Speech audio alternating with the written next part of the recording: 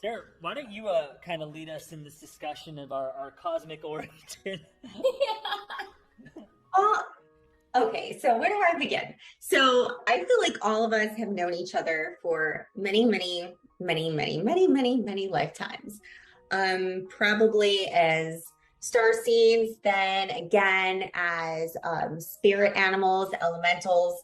And this is how I see us all. And you guys could chime in and tell me if you feel this too. So I see Ishmael as a white lion. Taylor is like a regularly colored lion. Regularly colored. Regularly colored lion. I Like feel kind of gold. yeah, kind of gold, like regularly colored line, like standard. Sorry, Taylor. I know you don't want to be standard. You don't want to be a No, basic I, thing. I'll, I'll take I'll take a gold lion. Okay, he's a golden lion. There you go. That sounds Yeah, better. But Ishmael's kind of like an albino lion. That's what I'm yeah. seeing. Like very special, pure. That's what I'm seeing. And then Sophia's a fairy, Mhm. and then BA is a leopard, and then I'm a dragon. There's a Green celestial dragon. dragon. I'm a green dragon. And all of us have traveled together through many lifetimes to raise the cosmic awareness, raise cosmic vibrations, and awaken people into 5D New Earth. And that's exactly what we're doing with this school. Yeah. Absolutely. Yeah. I know. Ishmael, do you ever see yourself as a white lion in any incarnations? Well, because I did originate in Lyra, that was my first embodiment. When I came into the material realms, I was the chief lion of the Lyrans. And then I became the original, I guess, human, the first human, incarnated version of Michael. In other words, like Michael's firstborn, as Amelius, king of Lyra. So yeah, I've always resonated with that lineage of the lion, you know. Yeah, it's strong in my blood. Yeah. And when we do the Starseed astrology class, we'll have to show your chart, how you're a Lyran. Oh, I'm really excited to do that for you. no I way. already, yeah, I already figured out Sophia's. That's how Taylor and I cracked the code of Starseed astrology Yeah. yesterday. We did. We were like really studying her chart for like proof that she's a Palladian because like she looks so Palladian. She's a purebred. Yeah, she's pure. Like she's pure Palladian. So that was like how we cracked the code. And it took a while actually. It was Wait, a how little do you see that in a chart? Oh, well, we'll tell you. We'll tell you after, but we'll tell the public in the class because it's interesting. But we did essentially we were trying to crack it through past life charts, tropical and sidereal astrology, and we're almost like two journalists, and we're like so focused because the Pleiades are 29 degrees Taurus, and we're trying to connect your star chart to 29 degrees Taurus and going through all the combinations and permutations possible through all the different types of astrology to connect it. And then finally, like, we took a day off, and Sarah just kept going and cracked the code for how it was. Because I knew you were Pleiadian, like I said, purebred. Ishmael and I believe even BA and Sarah, I think we're all kind of hybrid. But Hybrid. yeah, Sarah and I were fixed. We're like, no, Sophia's pure. So if we use this chart as the template, we'll be able to crack the code with everyone else's charts. Yeah, and that's exactly what happened.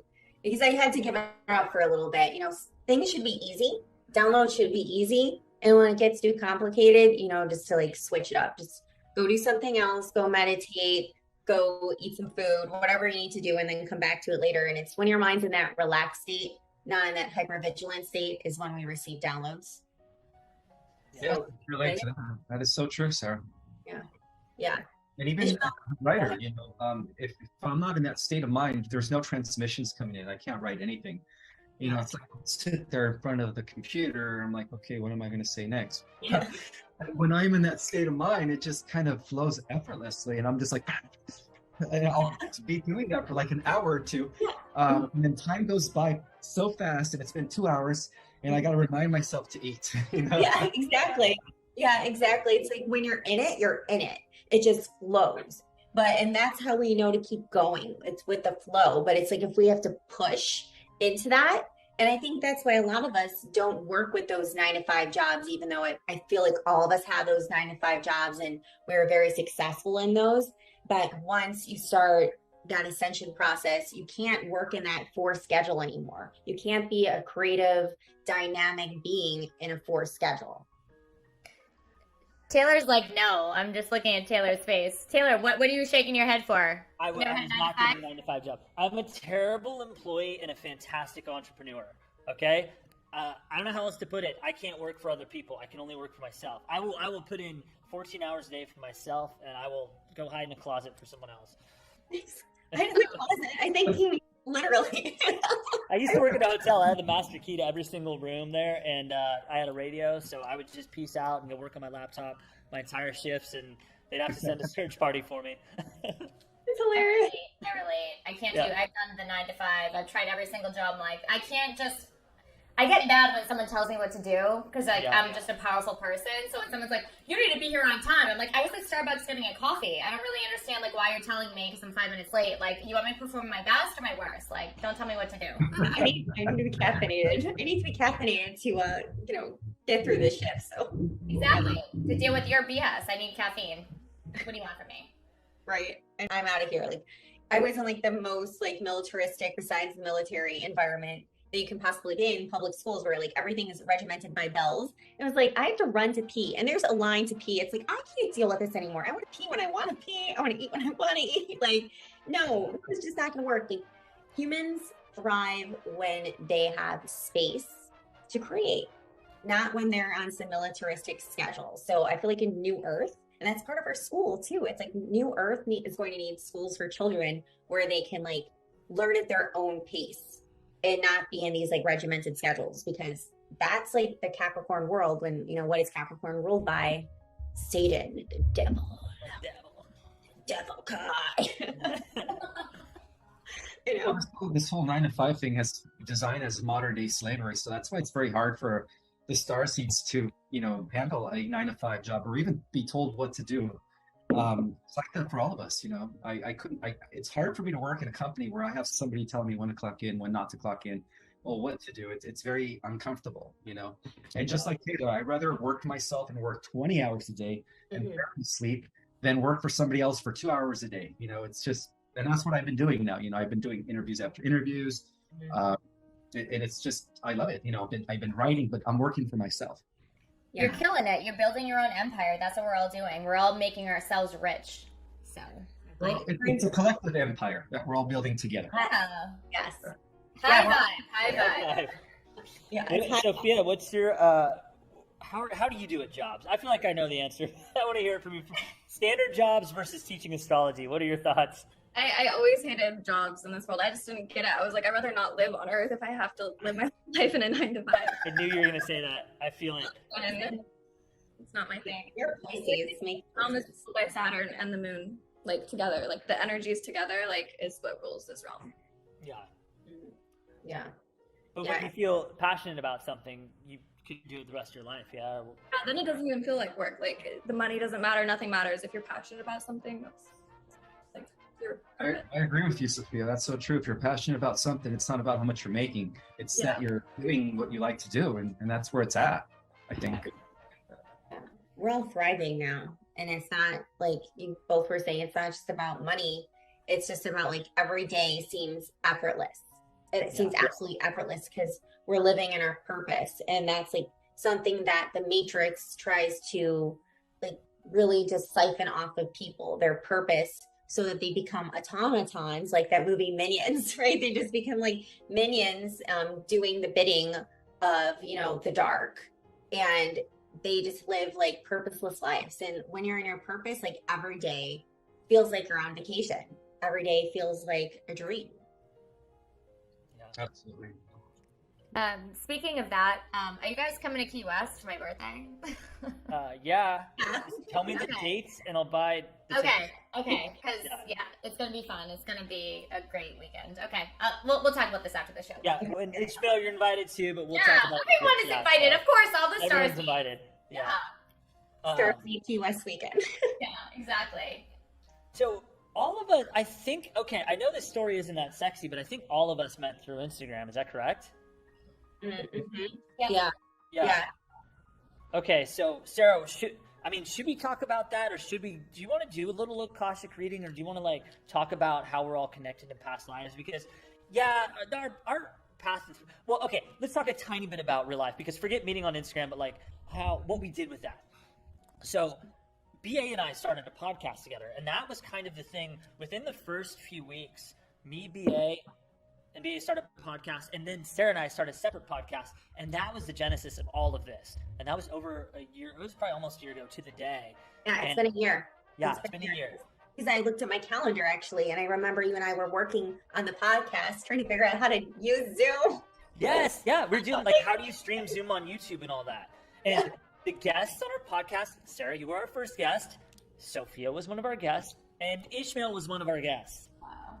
That's how like all of this began. Like we're all like friends in different ways and did lives or knew each other, but that rapport for working together, the foundation of all of that was my NBA's podcast, and later Sarah, you and I with Cosmic Love. So that's kind of like that's how it just started. I don't know. What do you think, Sarah? What does anyone else think? I feel like we were all just like drawn to each other, and it feels very comfortable. Like I was talking about effortlessness, it's just easy. There are people that I work with for years and years, or even family members that I've known my whole life, where I barely know them, and it's not because there's any bad blood or anything. It just doesn't work. And I feel like all of us are like truly soul family. Like it's just so easy. The rapport, the connections are just so easy that from little seeds, like just starting these tiny podcasts, like grew this whole entire school with all these classes where you can't find those kind of classes like anywhere else on earth. It's amazing. So we're definitely all cosmically connected. I've seen things. I mean, I told you guys about when I saw, I suppose that's our star seed lives. I suppose that. I've seen other things. BA and I were married in one lifetime, and which is funny. And then we got a psychic reading in Salem, and I saw it too. The lady said we were twins, not twin flames. She tried to tell me we're twin flames. I was like, no. I was like, I love BA, but not like that. Yeah. What, you don't love me? I love you. Yeah, we're more like twin sisters. That's what it's like. And Sophia, I was married to Sophia in one lifetime, but it was like not a sexual marriage. I was just like protecting her. And I don't know how I'm connected to Ishmael exactly, but I feel like we've worked together a lot. Perhaps in like ancient Egypt, I do see that. And I know I've known Taylor throughout many lifetimes as well. So we're just like, we're all connected. It's amazing. Does anyone else? First off, that's fucking rad. Second, we are a room full of clairvoyants, psychics, Akashic readers. Does anybody else want to add to some of their past life knowings of us? Like Ishmael, Sophia, do you guys have any hits you want to share? Go ahead, Sophia. Do you want to go first? I don't know. I don't really know. When I see people and that I know them from a past life, I just have a feeling that they're familiar and like I know them, but I never really know what it is until I've known them for a while. Like I've had people that I find out, like later I'll get like visions. I'm like, oh, that's how I know them from a past life, but I don't really know how. But I definitely know you all from a past life because you all seem familiar to me. Yeah. Definitely. Go ahead, Ishmael. We want to know. That's a natural, attraction where we gravitate in every lifetime with each other. It's like we're always doing the same thing, and that's the way I see it. I believe that every person in your life that is now coming into your life is because you've worked together before in many lifetimes. So I would say that during Atlantean times, we were probably the teachers of the ancient mystery schools, During Egyptian times, we probably had our own school of mystery. School teachings where we taught alchemy, magic, science, and all that stuff, And so I think that, it's just history repeating itself again. It's a different time now, but we're doing the same thing. So. Yeah. It's like in every lifetime, every incarnation, across space and time, it always comes back to this again and again. And the path to this, it matches the era that we're in, but it's also us breaking the threshold or pushing the boundaries of whatever time that we're in. We are the architects, we are the healers of this new earth, and it is reflected in this institute that we've started. And we do this again and again as the architects and the healers in every lifetime. This core group here, it's this impenetrable circle, and some of us are, further along, and some of us are helping the others along the way right now. And it has nothing to do with age, and it's goes back and forth, like Sarah, you and I were like very compatible in our teaching style, but there's some ways in which like I've learned so much from Sophia too.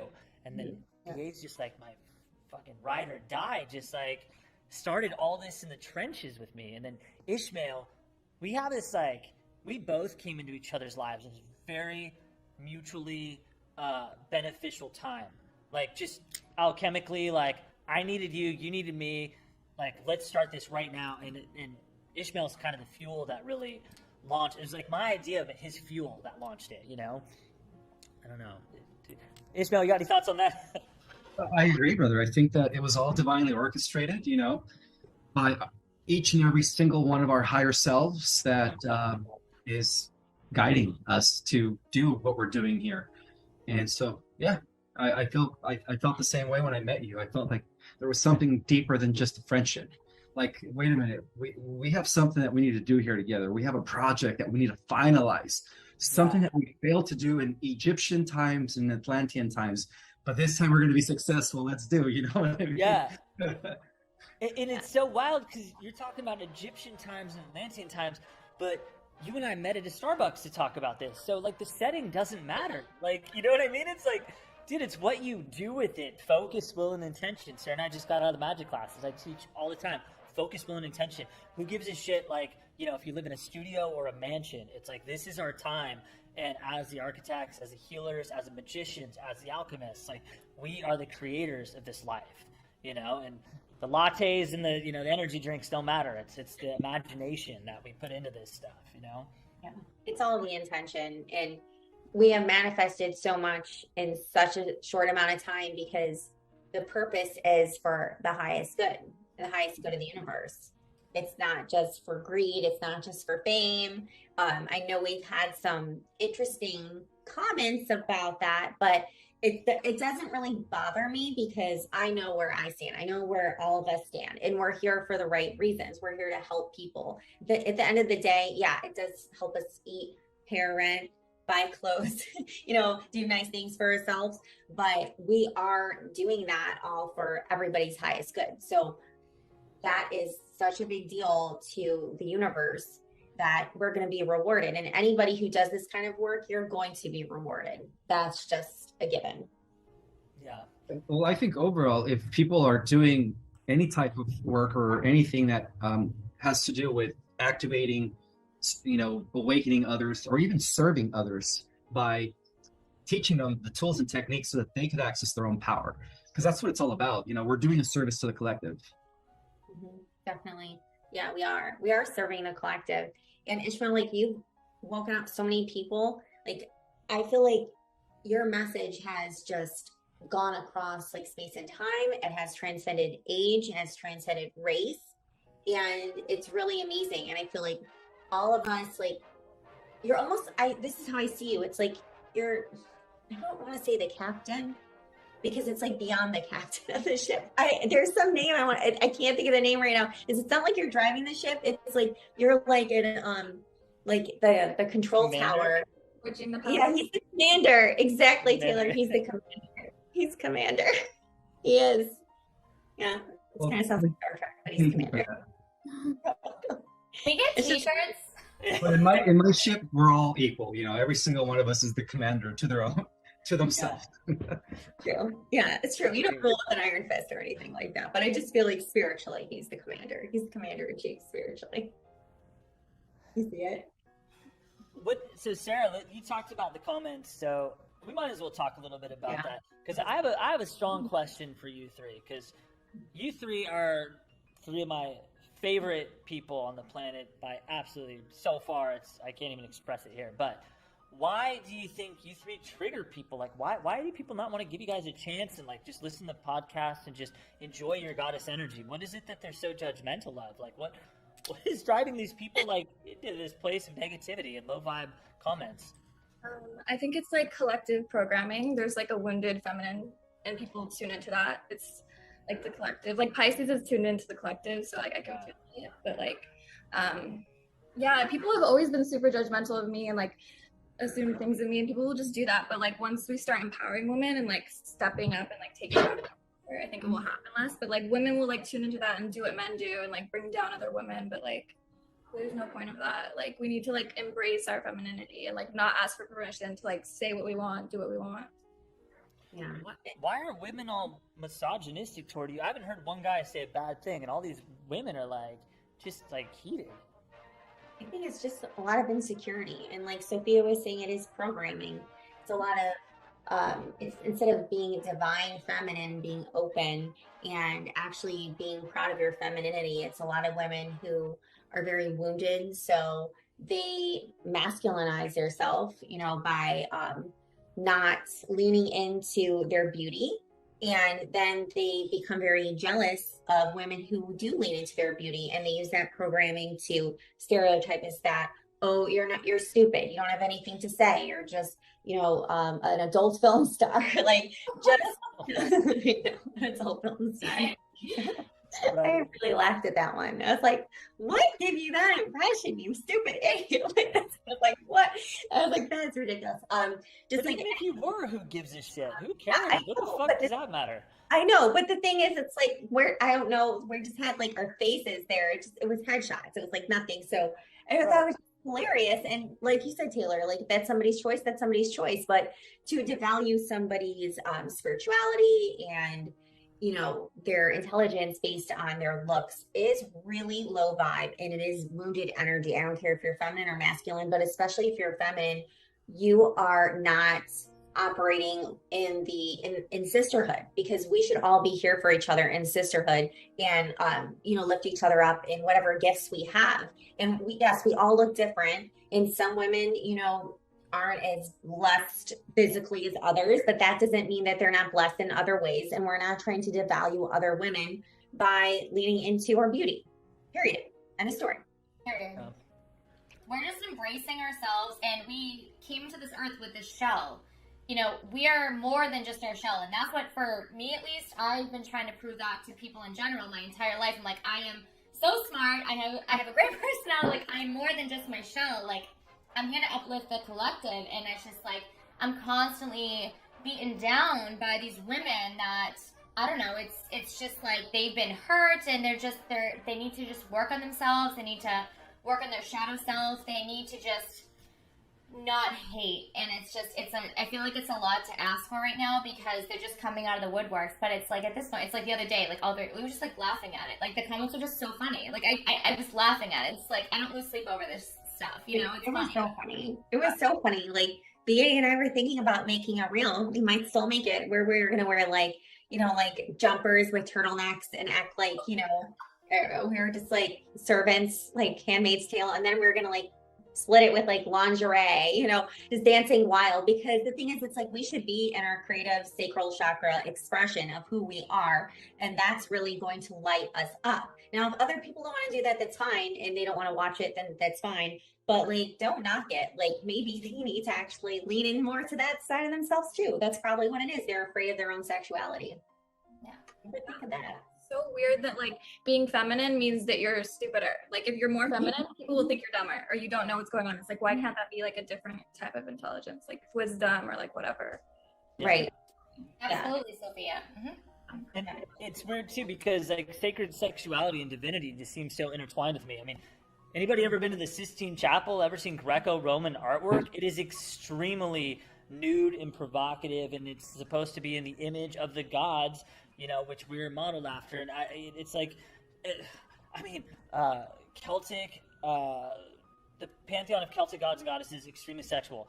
Norse, Egyptian, that sacred sexuality is part of it, the womb of life. This is Isis, this is Diana, this is like all of creation, the divine womb. And like, to live in this like puritanical world where people are telling women to cover up, it's not spiritual, is like, they have it so wrong, it's unbelievable. You know, it's incredible that they think they're entitled to tell someone else to do that. That's against, you know, a free society for starters. That's against, you know, religious and spiritual freedom, and that's against the spirituality that I practice anyway, which embraces sacred sexuality. Our bodies are nothing to be ashamed of. They're nothing to be ashamed of, and that shame does stem from program. And you know, religious programming. yeah, like men's bodies, women's bodies, like, we need them. We need to have them. Like, and there is no shame around it. Like, like if you, like Taylor was saying, if you look at Greco-Roman art, like there's women, you know, those Renaissance paintings too, like they're curvy, they're like very juicy, and with their breasts are all hanging out, and they're posing and they're eating grapes, and it's just gorgeous. And if you look at, you know, that art for men too, it's like they're flexing and it's beautiful and it's celebrating the beauty of the human body. And of course, like we're spiritual beings in a human body. So why not enjoy being in this body while we're in it without hurting anybody or hurting ourselves? That was perfectly put, Sarah. I love that. I couldn't agree more. Thank you. You're welcome. Ismael, what are some of your thoughts on this? I agree. I mean, when you think of the different statues of the Greek gods, you know, when you see Apollo or Hermes, they're always naked, and in some cases, you know, you could actually see their genitalia. Like, you know, I guess if you go to Las Vegas, there's that statue of Apollo, and he's fully naked, and you can see his everything. It's all part of the ancient, you know, mythological characters. They were very sexual. You know, when we see these pictures of these gods, they're hardly wearing anything. You know, they're like half naked half the time. All they do is they just cover their private parts, or they wear like a toga, and then you can see everything. Yeah, like Hercules, you know, Zeus. They wear hardly anything. They're always showing their physiques, in other words. And the goddesses are the same way, you know. Yeah. You know, I've done this my whole life, and I'll you know, turn it to Sophie on BA in a minute. But like I was telling Taylor earlier today, and I've said this story in my lives many times, but I'll make it quick.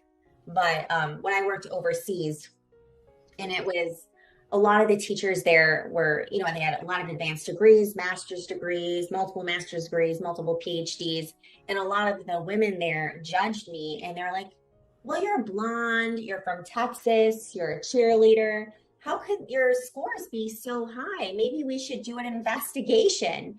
And I was like, excuse me? Like, they couldn't believe that I taught so well. They couldn't believe because of how I appeared, because I like dressing nicely. I always was stylish, and they would just like leave me snide comments. They're like, oh, you don't know about this, you don't know about that. And then if I said something, you know, that was deemed intelligent, they're like, what? How could she say that about this book or this movie? I can't believe you watched that. It's like, what do you think I do all day? Like, how is this even possible? So it's just being judged. It's just judgment. Yeah, I feel that too. And we'll let the sirens talk. But I just feel like I'm an obsessive reader. You know me, Sarah. Like, I all I do is like read and research all day long, and people are like, oh, he looks like an egotistical douchebag. He doesn't, you know, he can't be smarter, doesn't know what he's doing. And I get called out for being like, the thing people say to undercut me is that, like, oh, he's all about money. I'm like, dude, I live in the worst fucking neighborhood in Los Angeles, and there's like loft that's like this kickboxing dojo that any one of you are kind of like sketched out coming over for, and I give my money to everyone I know. I don't want anything. I have everything. I wear a stupid black shirt every day. It's just, you know, there's nothing I want. What's that? Your outfits are like a cartoon character. Yeah. No, actually, you remind me of fonts. The fonts. Yeah.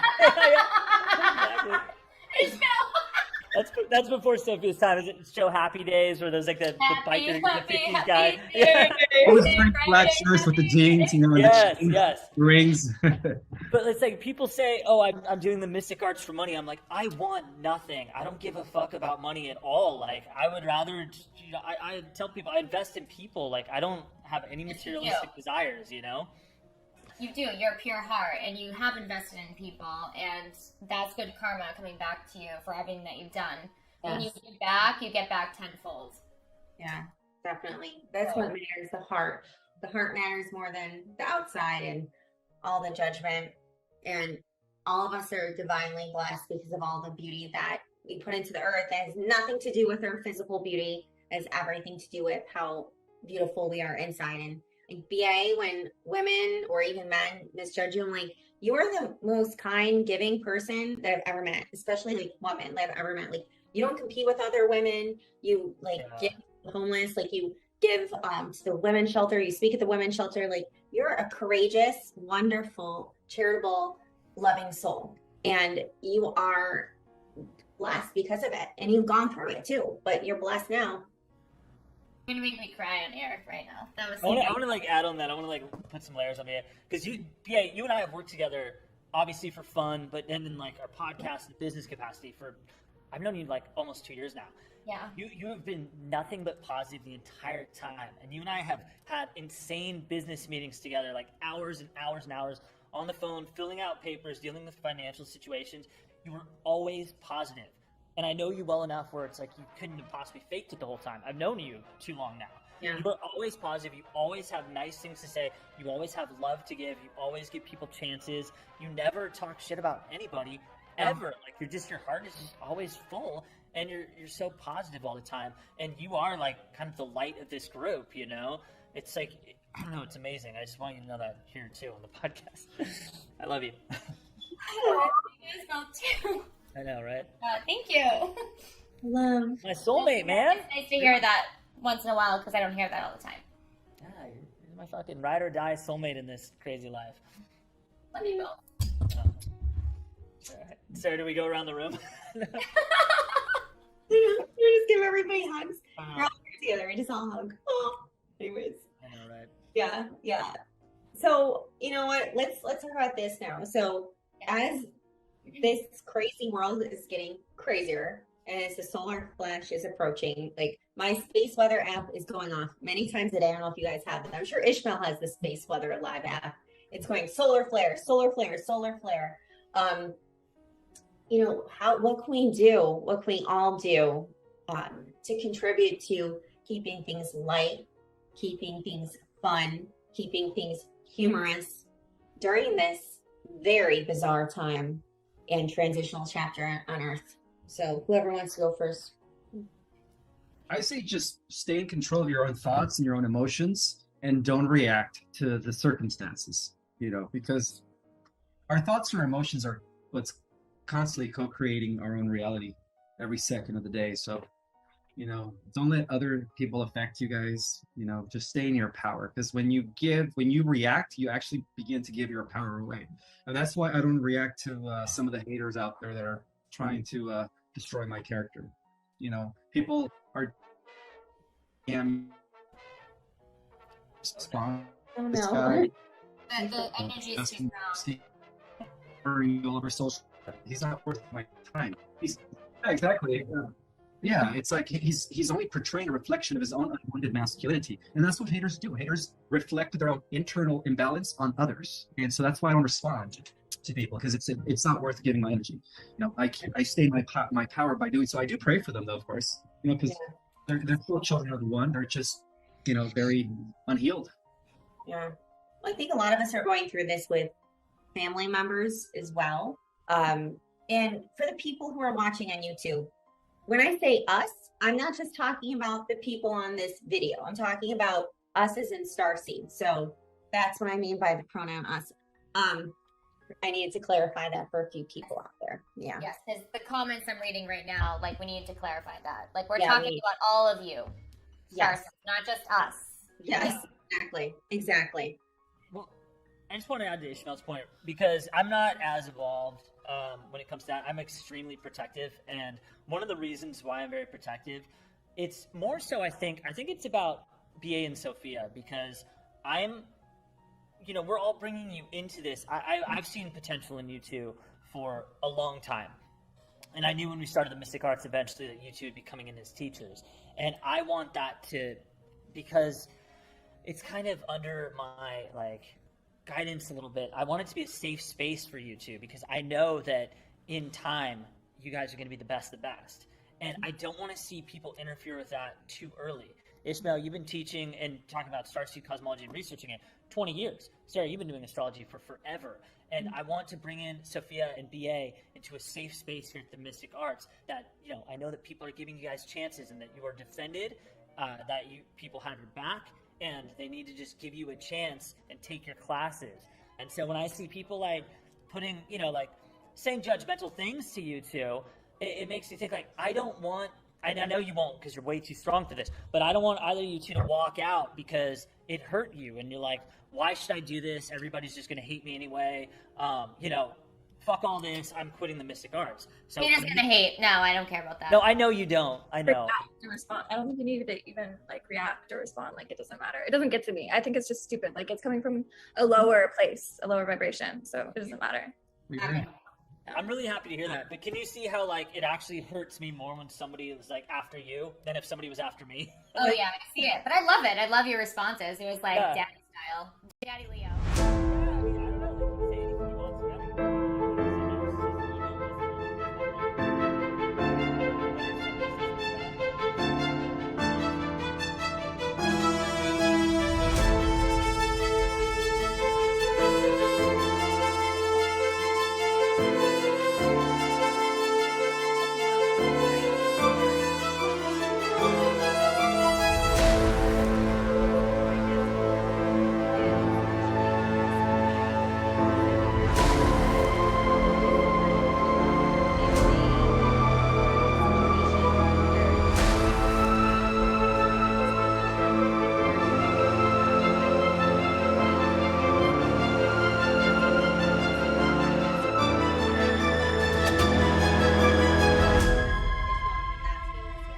If I sense that someone's a coward, they're gonna run away into a corner and just leave me stranded. Bye. I didn't too many of those types of guys. I'm like, I could meet someone I would love to, take care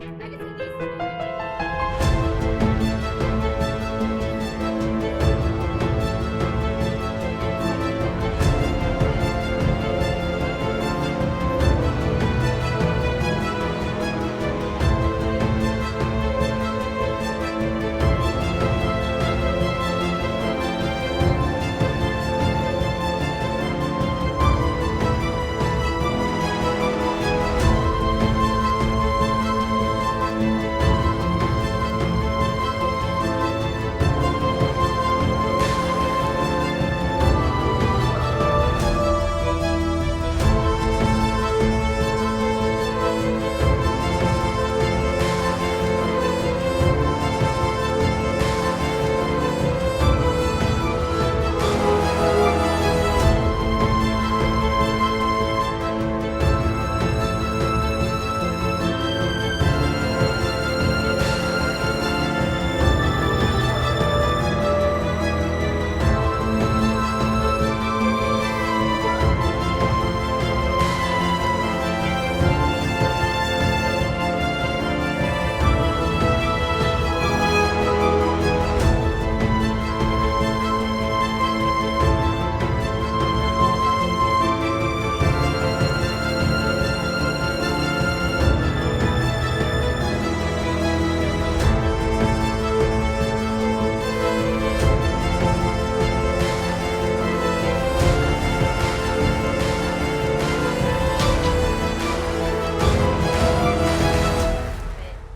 these over the course of the past few years here, and there's going to be more and more and more.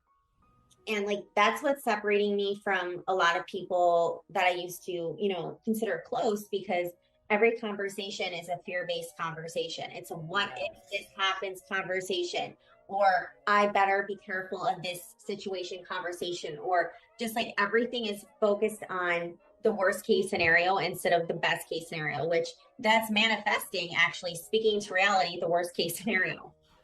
Yep. Facts. What you speak happens. Yeah. Be positive. You act like, I mean, I'm the master manifester. I'm owning it. It is what it is. That's how I manifested my entire life. That's how I manifested all you amazing beings in this YouTube right now. Like, this is amazing. But the negativity, Sarah, is insane to me, because it's 90% of the people that I used to cohabitate with that are blood, old friends, and I can't be around it anymore. It makes me physically ill. I can't. I'm just like, just step into the higher light. Like, life is precious, and just stay positive. I can't do it anymore. Yeah, I know. I feel you. It's like, it's so draining. And it's not like we want to like send hate to these people, but sometimes we have to protect ourselves by distancing ourselves. And when we have to like be near them or be in a conversation with them, it's just like protect yourself by knowing what exactly you're getting into. It's like, okay, I prep myself. I'm like, okay, I'm going to call this relative, and I know I'm just going to hear a bunch of, naysaying. All right, I'm going to hear that, and I'm going to try to change the subject. And if I can't change the subject, then I'm going to end the conversation. That's it. I pretend my phone dies all the time. Sorry, I just gave my trick away, but oh my god, They're not watching this. They're not going to watch your podcast. So they won't. No, they don't support me. It's fine. You're a star to me, and they'll never watch it. They'll never even care that you work at the Mystic Arts and know all of us. It's so sad, you know? Yeah. You just nailed it. You're right. Yeah. That sucks for them. Sophia, how's your, like, outside of the Mystic Arts circle going? Like, your social circle, your family, all of that? Really? Well, I've always been the black sheep of my family, and been the, like, I remember, like, so many times, like, when growing up, like, just seeing my family all getting along, and they never, like, got along with me. They thought I was too sensitive, all this stuff. So, like, they're all, like, air and fire signs, so, but, like, now they're, like, super on the other side, like, more into, like, fear and stuff, except for, like, my aunt, but, like, all the friends I had, I'm not really close with, because they're all, like, going out and partying. Like, all my friends, they just drink and party and everything now, and, like, I just don't align with that. So I rather not go out and do that, because I don't feel good. Like, it doesn't feel good. It doesn't make me happy. Like, I rather just feel good and, like, do what I love. So yeah, I don't align with any of that. So even here in LA, you're starting to feel that rift between you and the people around you. Yeah, and I heard that just means you're about to, like, meet so many people on your vibration, like attracts like. So the more you, like, are genuine to yourself, like, in integrity with your chakras and everything, you're gonna, like, attract that into your life and meet people who are like that too. Yeah. Oh, 100%. Ishmael, what are your thoughts on that? I agree. You know, there's a lot of people out there that don't resonate with us because we're vibrating at a higher frequency than most humans.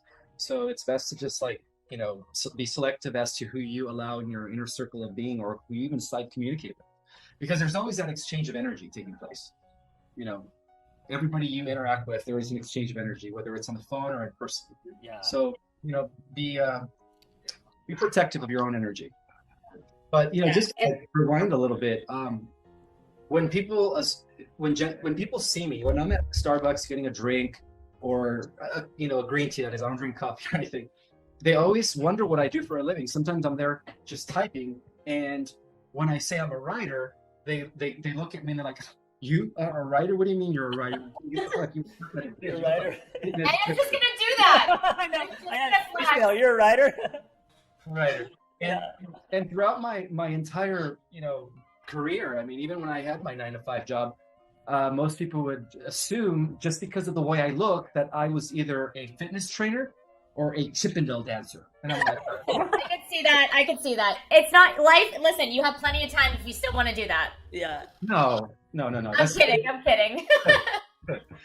So, you know, I get it. I get the stereotype, just like you girls do. You know, people laugh at me when I tell them that I'm a, you know, writer, that I'm on my second book, writing my third book. They look at me like, well, you don't look like you're intelligent. And I'm like, okay, what is that supposed to mean? Just because I look like this doesn't mean I'm intelligent. So we all get it. Even I got it, you know, throughout the years. Ishmael, I just gotta put on some glasses. Gotta do like the Clark Kent Superman thing, and then people will buy into it. Totally. I have to start wearing my glasses. I normally just wear them when I do my classes, just so that I could read better. But, you know, I don't like wearing things on my head, on my face. The only thing I would wear is sunglasses, of course, just to protect my eyes. But other than that, you know, glasses are not my thing. Yeah, you can look on. It's fine. I'm just being silly. I know. But, like, I have a question for Ishmael, actually, and I think it would be great for everyone listening to hear it. So many people want to get to know you, you know, because you have a certain amount of celebrity right now, which is amazing. And how do you use your discernment to know who you should, you know, follow up with and who you should just stay away from? What kind of signals do you get in your body? What kind of thoughts do you get? Share it with us. I read energy. So I get like hundreds and hundreds of DMs on not only Instagram, on Facebook. Yeah. And I'm so glad that they can't reach me at the Mystic Arts, and you guys are obviously getting all my fan mail. But even within my own private email, sometimes people manage to get a hold of it, and they'll just email me and stuff. But what I do is, when I go through my DMs, is I go with energy. I read the energy, and because, you know, I don't really have time to go through all those hundreds of DMs per day, so it's kind of hard for me to just reply to everybody. So I don't. I just go with the people that I need to connect with, and that's how I do things. You know, I go with the feeling. Yeah, same here. I know when someone's up to no good. I just know. And sometimes it's not even what they're saying. What they're saying could be 100%, you know, kosher, but I just have this feeling, not this person. And I learned it pretty quickly because I did a live with one woman, And this was pretty early on when I started Instagram, and I could feel she was just trying to like create a cord between us. I'm like, no, I'm gonna be really just discerning and learn how to stay in my no, and no is okay, or just not even responding to somebody is okay. It doesn't mean that we're not sending love to them or sending healing, but we have to protect ourselves. Absolutely. And when I do open up some DMs, I get people that are telling me, I know you from somewhere, you know, I resonate with you, you're this, you're that, and I'm this person. I'm like, what? So, you know, for the most part, I just go with the energy because, yeah, I'm not, like, I don't have time to entertain all the messages. However, to the people that I know on Instagram that I kind of, you know, built a relationship with.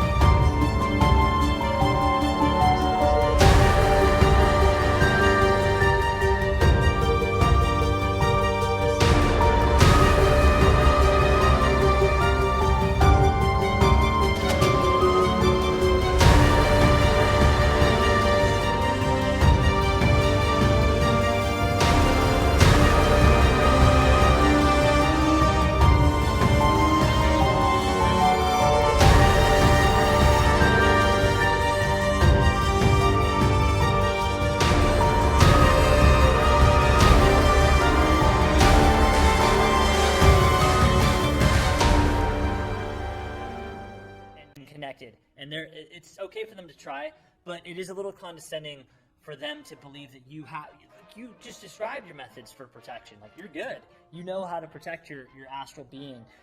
You're a leader in this game.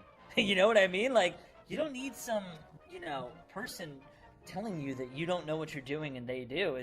I mean, you're a teacher at the Mystic Arts. You're one of the top Starseed you know, leaders and founders on this planet right now. They should be asking you for how to heal themselves, how to protect themselves, you know? Exactly. That's exactly what it is. It's like, what it is a lot of people right now want that connection because we've been so disconnected in the past few years, especially the past few years, incredibly lonely.